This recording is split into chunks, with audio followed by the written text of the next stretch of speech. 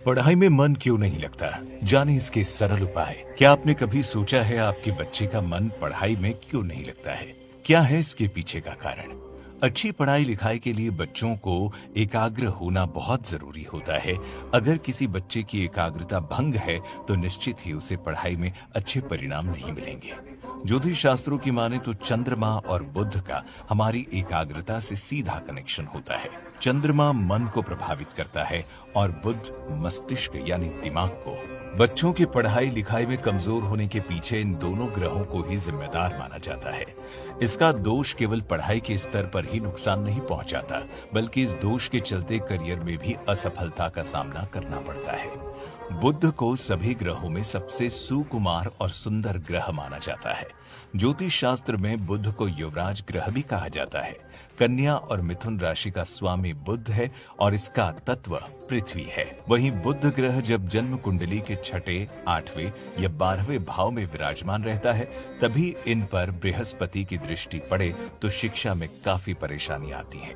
ऐसे में पढ़ाई में बच्चों का पीछे रह जाना तय रहता है। ज्योतिषविदों का कहना है कि अगर बच्चे पढ़ाई में कमजोर हैं, तो अपने बुध को बेहतर करके उनकी एकाग्रता पर ध्यान दे सकते हैं। ऐसी स्थिति में बच्चों की उंगली में पन्ना रत्न धारण कराएं, बुधवार के दिन उपवास करें और बुध देव के मंत्रों का जाप करें। आप चाहें तो बुधवार के दिन पीली वस्तुएं भी दान कर सकते हैं। साथ ही साथ प्रयास करिए कि बच्चों की डाइट अच्छी और शाकाहारी हो। जब किसी का बुध कमजोर होता है, तब वो इंसान अपनी बुद्धि का सही प्रयोग नहीं कर पाता। ऐसे इंसान को कोई भी चीज देर से समझ आती है और वो अक्सर दुविधा में ही रहता है। बुध कमजोर हो तो इंसान ठीक से बोल नहीं पाता, कभी कभी हकलाहट भी होती है।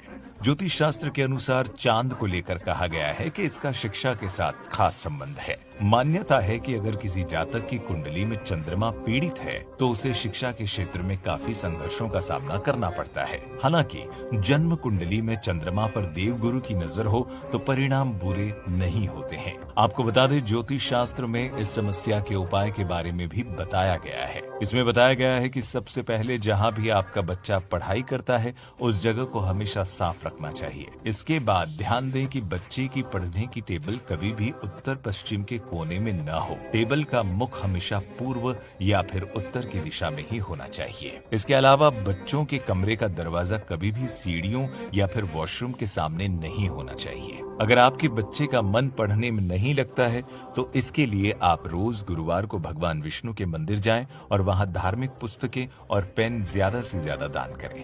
इसके अलावा इस बात का भी ध्यान रखें कि भगवान विष्णु की मूर्ति या फोटो के सामने घी का दीपक जरूर जलाएं। इतना ही नहीं, केले के पेड़ पर जल चढ़ाकर वहां की मिट्टी से बच्चे को तिलक लगाएं। साथ ही साथ मन ही मन भगवान विष्णु से बच्चे के उज्जवल भविष्य के लिए प्रार्थना भी जरूर करें। ज्योतिष शास्त्र कहता है कि ऐसी स्थितियों में माता पिता को बच्चे की स्टडी टेबल पर माँ सरस्वती की प्रतिमा या फोटो लगानी चाहिए। इसके बाद उनके सामने सफेद या पीले रंग का पेन रखना चाहिए। जब भी लिखने का काम खत्म हो जाए तो पेन को वापस माँ सरस्वती के चरणों में ही रख दें।